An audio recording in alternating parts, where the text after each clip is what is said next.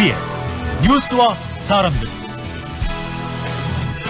우리 사회 명사들과 현안을 짚어보고 해법을 모색하는 BBS 뉴스와 사람들의 김봉래입니다. 내년 3월 대통령 선거에서 어떤 결정이 나오느냐가 향후 대한민국의 향후 5년을 결정하게 될 텐데요. 여야 정치권은 절치부심 득표 전략을 세우고 있습니다. 문제는 우리 사회가 어떤 방향으로 나아가야 할지에 대한 우리들 사이의 공감대가 그리 크지 않다는 데 있는 것 같습니다. 지역 간, 계층 간, 세대 간에도 의견 차이가 있을 뿐 아니라 또 지역 내, 계층 내, 세대 내에서도 의견 차이가 적지 않습니다. 이런 상황을 풀어가는 데 있어서 참고하고 또 의지할 만한 선지식이 귀할 수밖에 없는 그런 실정입니다. 그래서 BBS 뉴스 사람들 오늘은요 1970, 80년대에 우리 한국 불교 현대사의 선지식이자 도인 그리고 시대의 활불로 유명했던 분입니다. 백성욱 박사님의 사상을 계승하고 있는 백성욱 연구 인천대에서 오랫동안 교편을 잡으셨죠. 예, 정치학 교수를 하시고 또 나중에는 또 영산대에서 초대 총장을 역임하셨습니다. 예. 오늘은 이제 시대의 활불로 유명했던 백성욱 박사를 따르는 그런 그 제자 가운데 한 분으로 오늘 스튜디오에 모셨습니다. 요즘 뭐 다들 코로나로 또 힘든 시기인데 어떻게 지내고 계신지 궁금합니다. 네, 요새 흔히 말하는 뭐 방콕이라고 그러죠. 좋은 점은 이제 그 시기에 책도 많이 읽고 또 글도 이제 나이는 있지만은 글도 계속 써서 뭐 1년에 한 두세 편 정도의 논문도 쓰는 그런 이제 활동을 하고 있습니다. 네. 고맙습니다. 학자로서의 본분을 다 하고 계시는 것 같아서 너무 반가운데 사실 저희 BBS 불교방송 개국 초기에 또 이 개권 논평위원으로서 또 오랫동안 활동도 해주셨어요. 네, 그렇습니다. 기억납니다. 그때 아마 개국 초기에 저기 정목 스님인가? 네네. 예, 와서 또 클래식 것도 이렇게 소개도 해서 많은 인기를 얻었고. 그렇죠. 저희 개권 그 논설 프로도 많은 관심을 많이 받았다고 기억을 합니다. 네. 덕분에 이제 불교방송이 이제 올해 개국 31주년을 맞기까지 이렇게 초기에 초석을 다져주셨던 그 은혜를 잊지 않겠습니다. 자, 오늘은 이제 백성욱 연구원 이사장님으로서 백성욱 박사님 이야기를 이제 집중적으로 해 봐야 되겠습니다. 그래서 백성욱 박사님은 뭐 국내 최초의 독일 철학 박사로 유명하고 또 독립운동도 하셨습니다. 독립운동하시고 또 해방 후에는 내무장관, 또 동국대학교 총장 역임하시고 만년에는 이제 경기도 소사의 백성 목장을 경영하면서 이 금강경을 중심으로 많은 후학을 지도하셨습니다. 우리 정청구 이사장님도 그 후학 중에 한 분이시고요. 예. 그래서 우선 그 백성욱 박사님과 이사장님과의 그 인연이 궁금합니다. 1970년대쯤 돼서가지고 그 윤영원 법사라고 옛날에 관음회라고 있었는데 관음회 법사를 하신 분입니다. 그분이 이제 조계사에 와서 금강경 법회를 했어요. 그래서 금강경 법회 중에서 자기가 현재 말하는 것은 자기 말이 아니고 도인이 한 분 계신데 자기가 거기에 지도를 받아서 그 말씀을 전하는 거라고 그러면서 기회가 있으면 우리를 한 분 인도하겠다고 그래요. 그래서 관심이 있었는데 어느 날 그 다음에 실제로 우리를 인도를 해서 소사를 갔어요. 그래서 이제 박 선생님을 배웠고 첫 번째 이제 법문을 듣고 거기서 이제 감동을 많이 받았죠. 그래서 옛날에 2,500년 전 대승불교를 말하면 3,000년 전에 부처님이 이 세상에 오신다면은 아마 꼭 저런 모습이었겠구나 하는 생각을 했습니다. 아, 부처님의 화연. 그래서 상당히 말하자면 매료가 됐었죠. 그렇군요. 최근에 뭐 그 백성욱 박사 또 전집이 발간됐습니다. 모두 6권인데 보면은 이제 백성욱 박사의 금강경 강화 해서 어떤 금강경에 대한 독창적인 시각과 해석이 돋보이는 그런 이제 해설서도 있고 그 밖에 뭐 박사님의 문집이라든가 또 후학들이 박사님을 어떻게 기억하고 있는가 하는 여러 가지 내용들이 이제 같이 돼 있습니다. 그런데 제가 제일 이제 궁금한 것이 그 금강경에 대한 해설이 아주 독특하다 그런 얘기를 하셨거든요. 어떻게 다릅니까? 그러니까 이제 제가 듣고 배운 바로는 이제 그냥 문자 해석이라기보다도 네. 박성호 선생님께서는 이제 불교에 대한 독특한 관점을 가지고 계세요. 그래서 제가 듣고 또 그분의 철학 박사 논문을 자세히 연구를 해보니까 예. 아주 독특한 불교관을 갖고 계시더라고요. 그래서 예. 물론 현재는 상식적이 돼 있지만은 예. 불교가 뭐냐 이렇게 이제 거기서부터 나오는데 네. 불교라는 것은 현실에서 구독한 진리를 객관적인 견지에서 연구하는 그런 의식 철학이다 그렇게 규정을 하셨어요. 네. 그러니까는 실제적 현실에서 구독한 거라는 게 굉장히 중요하고요. 예. 불교의 기본 사상이죠. 공론이 아니라 그냥 현실에서 딱 그렇게 깨친 그걸 갖다가 예. 자기 주관이 아니고 객관적 견지에서 연구하는 그런 의식 철학이다. 아마 당시에 구라파에서 유럽에서는 아마 의식 철학이라는 말이 상당히 처음 대두된 그런 말이었던 것 같아요. 예.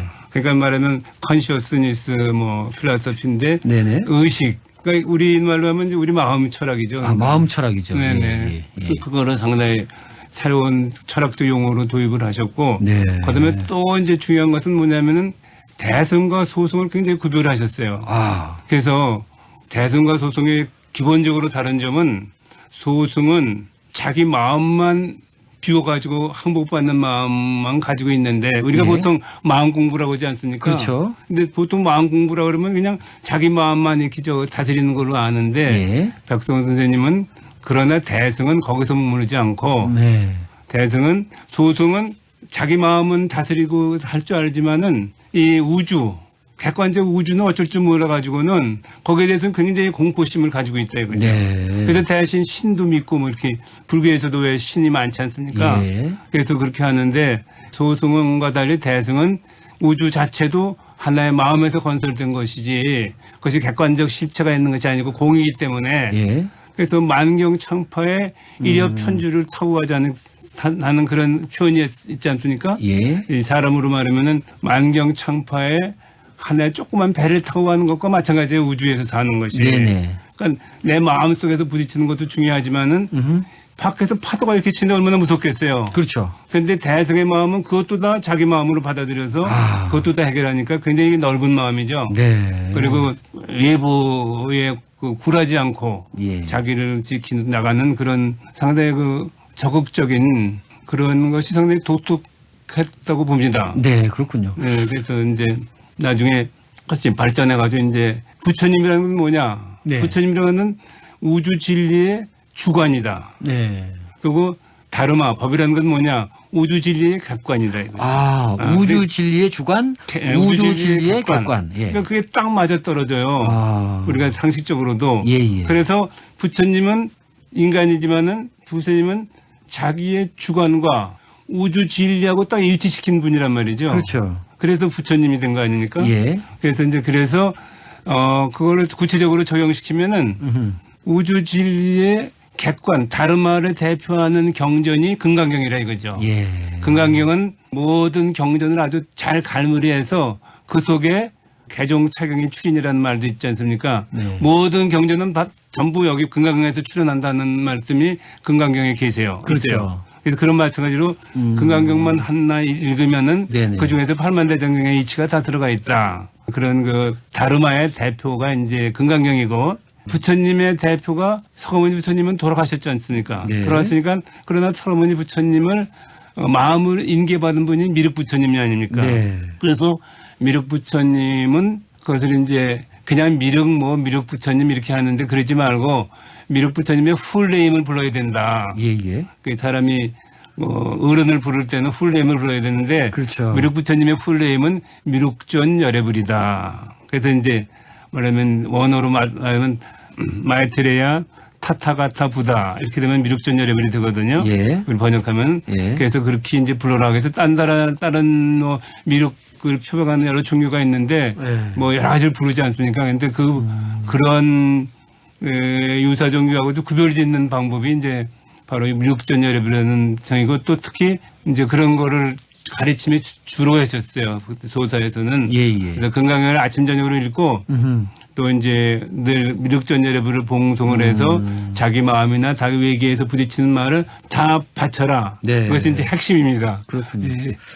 그렇게 보면은 이제 아까 이제 대승과 소승의 차이점도 이야기했지만 한마디로 나만 편한 것이 아니라 그렇습니다. 예. 모든 존재가 다 편할 수 있는 네. 그런 길을 발견하고 걸어간 네. 그런 분이라고 할 수 있는데 네. 그런 것이 어떻게 보면 지금까지의 뭐 3,000년 어떤 또 몇만 년 이 인류사의 역사에서 정말 불교가 아니면 그 일을 감당하지 못했을 거다 이런 생각도 드는데 이번에 백성욱 박사 전집에서 보면 불법으로 본 인류 문화사 강의라는 네. 그런 파트가 있지 않습니까? 네, 네. 예, 그 파트에서도 그 어떤 박사님의 그런 어떤 식견으로 네. 세상의 어떤 역사나 문화를 이렇게 쫙 조망하고 네. 이랬다. 그러나 불교는 이런 걸 지향한다. 뭐 이런 내용들이 좀 들어가 있을 것 같아요. 많이 들어가 있습니다. 그러니까 인류문화사 특강은 동국대학교 총장하실 때 그 학생들하고 일반인들을 대상으로 교직원들 다 그래가지고 이제 그렇게 총장이 일주일에 한 번씩 그렇게 강의를 하신 거래요. 그래요. 그런데 그거를 이제 녹음을 했다가 나중에 이제 제자들이 발견해가지고는 그걸 책으로 엮은 거죠. 근데 거기 아주 중요한 내용들이 많습니다. 제가 조금 아까는 이제 백성욱 선생님의 기본적인 철학, 불교 철학을 말씀하셨지만은 그거하고 이제 거의 대등할 정도로 중요한 얘기가 어디에 있냐면은 사회생활을 어떻게 할 것이냐 하는 그런 법문이 있어요. 제목이 그게 뭐냐면 삼지사회 조직론이에요. 저기 그 책에 보시면은 삼지사회 조직론이라는 것이 이제 세상을 실제로 사는 데 있어서는 이 세계는 어떻게 이루어졌느냐, 우리 현재 세상은 어떻게 이루어졌느냐, 세 가지 분야인데 하나는 정신세계, 하나는 법률세계, 또 하나는 경제세계, 세 가지가 기본이라 이거죠. 그래서 그거는 이제 우리 동양사상은 주로 삶을 중시하게 되지 않습니까? 삶. 그래서 그거는 이제 나라의 그 전통사상하고도 굉장히 맥을 이으셨어요. 그래서 세 개의 생활이 있는데 이 세 개가 우리는 그 속에서 살고 있는데 이 세 개가 서로 충돌을 하지 않고 서로 조화를 이루어야지 세상에 발전한다. 정신세계, 법률세계, 경제생활이 이것이 서로 충돌하고 하나가 다른 하나를 지배하면은 인류는 불행했다. 그 전적인 예가 서양사회에서 중세시대의 종교가 법률생활, 정치생활을 모두 다 지배해서 그래서 인류가 불행했던 것처럼 또 법률이 다 지배하면 이것도 또 불행한 거고 경제, 요새는 경제가 많이 지배하지 않습니까? 그렇죠. 물질 세계죠 지금. 그래서 그것도 불행한 것이다. 이 세 가지가 잘 조화를 이루어서 나가야 된다. 그런 얘기가 이제 중요한데요. 그중에서 정신생활은 어떤 것이냐. 정신생활은 문화, 무슨 고육, 예술 그런 게 다 정신생활 아닙니까? 백 선생님 말씀하신 건 즉각적인 깨달음이에요. 이거는 뭐 이렇게 서로 계산하고 그런 게 아니라 딱 보면 거기서 이제 딱 즉각이 나오는 거는 즉각은 언제 나오냐. 머리가 비었을 때 번개같이 그 즉각이 나타나지 도인에 나타나지 머리가 꽉 차 있으면 안 된다 이거죠. 그렇죠. 분별심으로. 잘못된 분별심으로 가득 찰 때는 안 나올 수가 없으니까. 그러니까는 이건 즉각적인 판단을 할 수 있는 그런 것이 정신생활의 기본이다. 참선의 원리하고도 좀 통할 것 같아요. 그렇습니다. 참선의 원리를 통해서 즉각적인 그걸 갖다가 정신생활에서는 계속 강조해서 교육을 시키고 그걸 통해서 교육도 발전하고 문화도 발전하고 이제 그것이 기본이고요. 그다음에 이제 법률생활. 이제 독일에서는 이제 법률과 정치가 거의 비슷해요. 법률학 박사가 곧 정치학 박사가 많이 돼요. 한스 켈체이라는 사람들 다 유명한 정치학자들이 다 법률학 박사거든요. 그래서 이제 법률과 정치가 같은데 그런 의미에서 법률생활이라고 할 수 있습니다. 그래서 법률생활에서는 이것은 뭐냐면은 척추와 마찬가지라고 하죠. 인간으로 말하면 정신생활은 뇌고 법률생활은 척추인데 척추가 올바로야 인간이 제대로 가지 않습니까? 근간을 이루죠. 근간을 이루죠. 척추는 이게 법률생활은 뭐가 기본이냐? 정의로운 거. 정의를 기본으로 해야 되는 거예요. 그러니까 국가생활에는 정의가 기본이 되는 거예요. 정의가. 그렇다고 해서 개인이 또 정의롭지 않다고 불평만 많으면 안 되니까 개인적으로는 상당히 그 불평을 하지 않는 그런 거를 이제 불교에서 다 그렇게 삼진치를 가르치니까 해결하는 법 그렇게 하고요.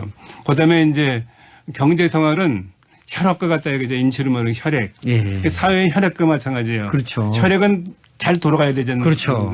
혈액이 막히면은 다 요새 모든 병들이 다 혈액이 막혀. 순환계 질환이죠. 네, 순환계 질환이지 않습니까? 그러니까는 경제생활은 순환이 잘 돼야 된다. 네. 딱 맞는 말이죠. 예.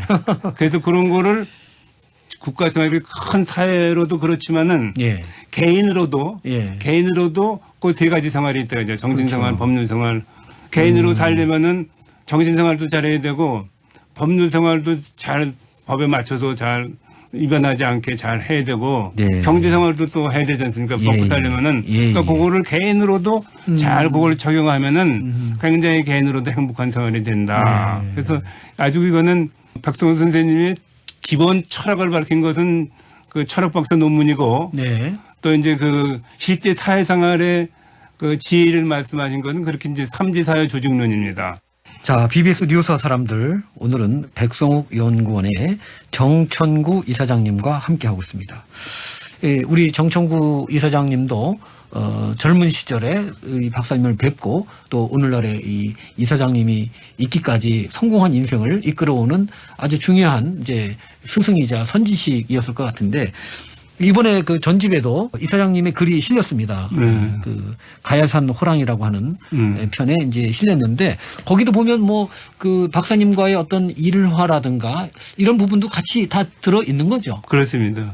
원래 박사님 선생님께서 거기 법문하실 때 옆에서 적고 그러는 거를 상당히 그러지 말라고 그러셨어요. 그래서 감히 옆에서 적지를 못해요. 그런데 저는 이제 선생님 법문을 듣고 와서 너무나 아까워가지고는 집에서 기억을 되살려서 조금씩 메모를 했었어요. 아, 그렇군요. 그 자리에서는 못 적었지. 그렇죠. 그랬는데 그래서 그거를 모아서 돌아가시고 나서 제가 그 책을 냈어요. 금강경 독성의 이론과 실제라는 제목으로. 근데 거기서 이제 제가 선생님한테 또 이제 여러 가지 반복했지만은 이렇게 상당히 그렇다고 생각했던 것이 뭐냐면 제가 정치학을 공부했으니까 당시에 정치학적인 측면에서 그런 얘기를 했어요. 아 선생님 이게 세계가 말이지 이렇게 혼란하고 어지럽고 그런데 이런 세계를 구하려면은 불교밖에 방법이 없지 않습니까? 그 사회를 정화하고 그런 방법으로 좀 구체적으로 말씀해 주십시오. 제가 그랬거든요. 그렇게 여쭤봤어요. 그랬더니 선생님이 그냥 뭐 조금 생각도 안 하시고 즉각적으로 그놈 걷지도 못하는 놈이 뛰려고 하는구나. 그러시는 거예요. 그래서 이제 저는 그래도 뭐 대학원 박사과정을 하고 있었기 때문에 그래도 프라이드가 좀 있고 그랬는데 한마디로 그냥 이렇게 해보니까 얼마나 좀 자존심도 상하고 좀 무안했어요. 얼굴도 빨개지고 그랬는데 선생님이 조금 계시더니 그냥 야 너 그렇게 말할 게 아니고 그 원각경에 보면은 한 마음이 청정하면은 여러 마음이 청정하고 여러 마음이 청정하면은 삼천대천세가 다 청정하다. 이런 말씀이 원각경에 있다. 사회 정화 그런 거 말하지 말고 우선 너부터 잘해야 될 거 아니냐. 그렇죠. 너부터 네 마음을 정화하고 그래야 되지 않느냐. 그렇죠. 이렇게 얘기를 해 주시는 거예요. 그래서 제가 이제 또 한 번 약간 그냥 큰 가르침을. 그래서 굉장히 충격을 받고 야 정말 선생님이시다 이런 말씀. 보통 이제 그렇게 얘기하면 딴 분들 제가 여러분들 많이 만나는데 다 거기에 비에 맞춰서 뭐 이렇게 좋게 말씀드리고 다 그러지 않습니까? 그렇죠. 보통. 그런데 그런 거 전혀 없으세요. 선생님은 즉각적으로 그 사람한테 필요한 말을 그렇게 해 주신다고 말이죠. 그렇군요. 그런 것들이 상당히 기억에 남고요.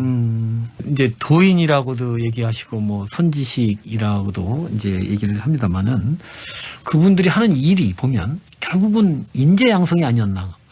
세상 일은 모두가 사람이 하는 거고 사람은 그 마음에서부터 비롯이 되지 않습니까? 모든 행동이. 그렇다고 본다면 지금 그때 당시가 1970년대이신데요. 지금 2020년대니까 이제 반세기가 흘렀습니다.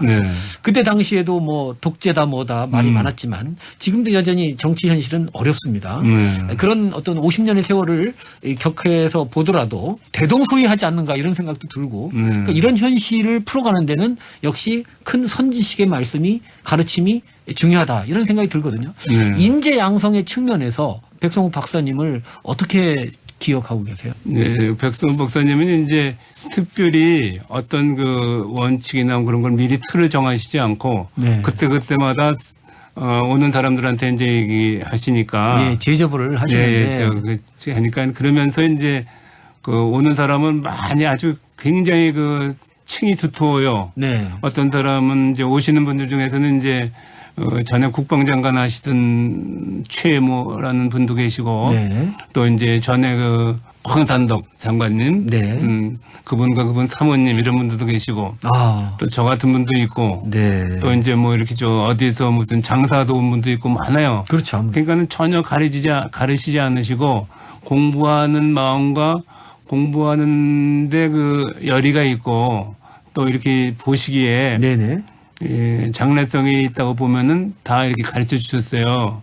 그러니까 저 같은 경우에도 뭐 그냥 고학하는 학생에 불과했는데 네네. 전혀 뭐 가르치지 않고 이렇게 가르쳐 주셨어요. 그래서 그렇게 아주 폭이 넓으세요. 네. 그런데 지금도 사회 각지에서 활동하는 사람들이 뭐 이렇게 단체를 만들어서 하던 분도 있지만은 그냥 소문 안 내고 혼자 공부하는 분들이 많이 있습니다. 네네. 그래서 그런 분들이 아마 그 하나의 사회의 저력이 되지 않을까 생각을 해서 네네. 그렇게 이제 결국은 어떻게 보면은 선생님이 백성원 선생님이 상당히 그 폭이 넓으시고 네네.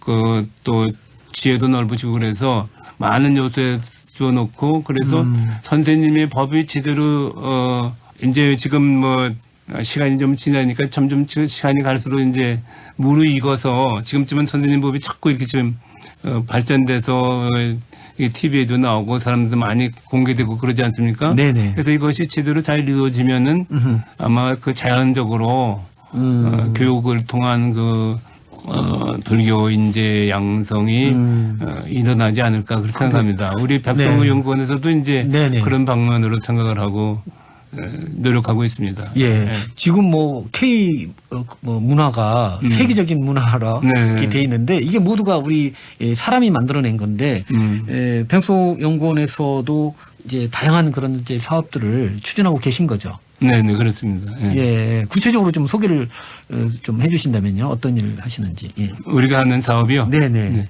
저희는 이제 설립할 때 사람들이 좀 출연을 하고 그래서 이제 우리도 하나 뭐 조직을 만들어서 하는데 기본 방향이 뭐냐면은 네. 선생님의 일생과 사상과 철학 이런 것을 좀 학문적으로 연구해서 예. 후세에 좀 남기자 하는 것이 이제 후세에 좀 전하자 하는 것이 이제 기본적인 방향이었어요. 예. 그래서 그건 뭐냐면은 우리가 신행이 있고 네. 학문이 있고 그렇지 않습니까? 그렇죠. 근데 사람이 너무 신행만 갖고는 이것이 지속성이 없지 않습니까? 네. 사람들한테 대한 그 어필도 좀 약하고 그래서 체계적으로 네. 이걸 연구하고 학문적으로 해서 그렇군요. 이걸 이제 남기자 해서 많은 논문도 하고 매달 요새는 코로나 때문에 좀 그랬지만 매달 그 강연회도 베풀고 네. 또 논문도 쓰고 그래서 논문도 많이 지금 축적이 됐고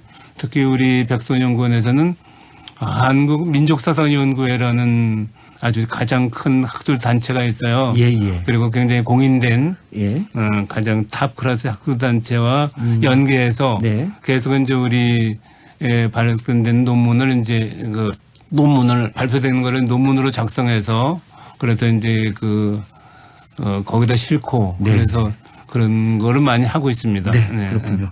자, 우리 대한민국이 제대로 발전해서 세계 평화에 제대로 기여했으면 하는 이제 마음은 이제 다 같을 것 같습니다. 네. 그런 면에서 선생님은 뭐 또 정치학을 또 전공했던 또 교수이시기도 하시기 때문에 현재 우리 대한민국의 이 지도자들이 어떤 마음가짐으로 나가야 될지요. 예, 그래서 이제 여기 이 분야에서 제가 말씀드릴 것은 뭐냐면은 네. 평화라는 것은 이제 우선 개인적인 각성이 있어야 되고요. 네네. 그다음에 이제 그 국가적인 각성이 있어야 되고, 네. 그다음에 세계 인류적인 각성이 있어야 됩니다. 네. 세 가지 단계인데, 네. 이제 개인의 각성이 굉장히 중요한 것이 예.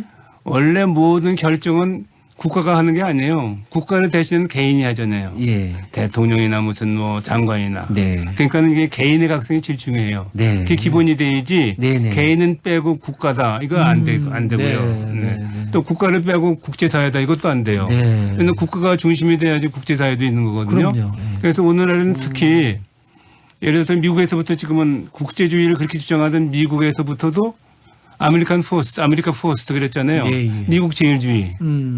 중국은 중국 제일주의. 그렇죠. 러시아는 러시아 제일주의. 예. 일본 뭐 독일 다 마찬가지입니다. 네네. 그래서 지금이 가장 민족주의를 막 반대하던 그런 국가들이 소국가들이 오히려 먼저 민족주의를 강조하고 있어요. 그래서 자기 나라가 먼저 자기 나라와 자기 나라 국민을 먼저 생각해야지 네네. 그것이 그다음에 국제 협력도 되는 것이지. 그렇죠. 그래서 우리도 마찬가지로 우리 코리아 포스트 예. 우리가 먼저 하고 그다음에 세계 평화도 있어야 되고 네. 특히 평화는 말이죠. 네. 평화는 요새 뭐 평화를 많이들 주장하는데 네. 평화라는 것이 이것이 저 옛날부터 로마 시대부터 고대부터 오는 명언이 있어요. 예. 평화를 이룩하려거든 예. 전쟁에 대비하라. 예. 전쟁에 대비하라. If you want peace, prepare for war. 예. 평화를 원하면 전쟁에 대비하라는 거거든요. 그러니까 그렇죠. 우리나라 예를 봐더라도 예. 옛날에 그 임진왜란 때 유성룡 씨하고 저기 이순신 장군이 네네. 징비록하고 난중일기를 남겨서 네네. 열심히 그 준비하라고 그랬거든요. 전쟁에 대비하라는데 그건 하나도 안 지키고 몇백 년이 흐른 다음에 다시 또 몇백 년이 아니라 몇십 년 못 가가지고 다시 또 병정호란 났지 않습니까? 네. 하나도 대비를 안 했어요. 그렇죠. 그런데 그 후에도 또 계속 대비를 안 해서 네. 이제 구한 말에는 이제 나라가 망했잖아요. 병사 하나도 안 걸리고 300명 군수비대가 20명의 일본 사무라이들한테 당해가지고 명성황후가 엄청난 그 굴욕을 당하고 시해를 당했잖아요. 네. 그런 것이 전부 전쟁에 대비하지 않고 평화만을 읊조린 그런 결과다. 그러니까 네, 그렇군요. 그래서 그런 우리가 고사를 이용해서 평화를 진짜 원하면 우리가 전쟁에도 대비하고 그래야 된다. 그런 생각을 합니다. 네.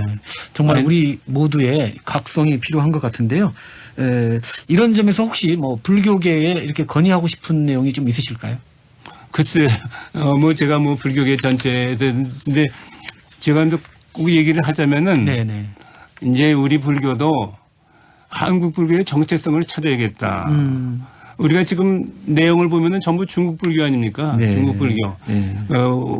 불교의 원천이 인도 불교도 아니고 중국 불교예요. 그러니까는 우리도 우리 나름의 불교 선지식들이 얼마나 많은데 그렇죠. 원효 대사를 비롯해 원효 대사는 옛날에 중국 사람들보다 훨씬 더 잘났잖아요. 네네. 그래서 보살로 말하면 팔찌보살. 지장보살의 단계까지 이런 사람이거든요. 공식적으로. 그 중국 대사들하고 비교가 안 돼요. 그런데 그거 다 버리고 왜 중국을 그렇게 밤낮 법문에도 밤낮 중국 선사들만 하고 그러는 건 좀 벗어나야 된다. 저희 BBS 불교방송 같은 매체에도 간단히 또 당부하고 싶은 말씀 계시면 해주시죠. 예, 거기까지는 그런데 제가 보기에는 언론은 언론의 기본 틀이 있더라고요. 한국 언론도 그렇고 세계 언론도 마찬가지인데 그런데 언론의 기본 틀이 이제 요새 너무 이상하게 짜여가지고는 거기 아니면 또 딴 사람들 언론에 나타날 수 없는 그런 처지가 좀 되고 있어요. 그래서 그런 위원을 좀 넓혀서 많이 불교의 특징은 숨어 있는 사람이 자꾸 발견되는 거 아닙니까? 불교의 특징은 밤낮 이게 옛날에 모든 선사들도 다 이름 없는 선사들이 금방 나타나서 주류를 이루고 그러지 않습니까? 그게 특징인데 언론도 좀 그런 역할을 해서 많은 사람들을 좀 개발하고 특히 요즘에 이제 네트워크 시대가 되고 네트워크도 얘기를 하려면 저도 이제 네트워크로 해서 유튜브를 지금 우리 백소연구원에서도 만들어서 여러분 계속 하고 있어요. 그런데 그런 것 같이 하는데 이제 다만 네트워크 시대에 우리가 아주 조심할 게 있는데 이것이 이제 이상하게 국제 자본하고 연결돼서 네트워크가 잘못하면은 인간의 정체성을 매트릭스 영화 같이 말이죠.